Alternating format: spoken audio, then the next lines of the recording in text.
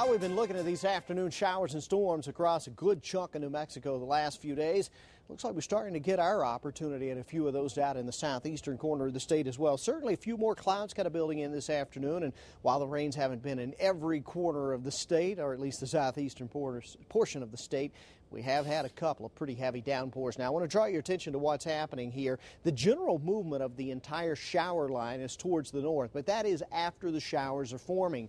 The focal point, or the region that these storms are forming on, is a cool front that's kind of oriented up here about midway between Tucumcari and Clovis. To the north of here, it's cooler. So this is the boundary that's firing the storms. The storms pop up, then drift to the north in the steering flow in the upper atmosphere. But as that front continues its progression down to the south, we're going to see more and more in the way of showers and storms trying to develop down in the southeastern part of the state. And even though we don't tend to get as many thunderstorms during the nighttime hours, I suspect that overnight tonight things are going to stay rather busy out there. Still trying to get some rain in Roswell. Look, it's come close over the last couple of hours, but the showers really not just finding a home directly overhead here. A lot of rural communities, though, seeing some soakings as we've worked our way on into the afternoon. If it's not raining, it sure feels like it wants to. Warm and humid out there. Now, we do have this one little corridor of showers that popped up earlier today in the upper level flow, but it's more what's happening here at the surface behind this front. That cool air kind of coming in, the moisture associated with it, and then a little bit of atmospheric dynamics mixed in for good measure. It gives you a good recipe for some showers and storms. And I think there'll be a few more of those once we get on into Sunday. 72 degrees with some scattered storms continuing through the night tonight. Not going to be getting real cool yet because the cool front won't really pass through until the daytime hours tomorrow. Speaking of which, tomorrow should be a little cooler for us with or without showers.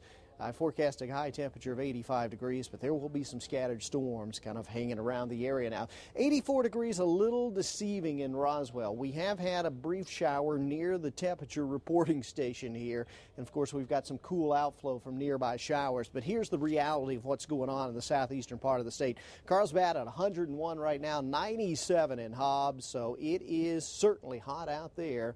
And it is sticky. Dew point 64 Roswell, 52 Hobbs, even 52 back into the El Paso area. So you see there's plenty of moisture here, and when that cool front swings through tomorrow, it just kind of reinforces some of the moist air that's going to be hanging around. As far as your winds go, a little gusty at times. Most of the gusty winds associated with the individual showers and storms, and a few more gusty winds with that frontal boundary up to the north of us. But watch what happens here. See this little streak southwest, northeast.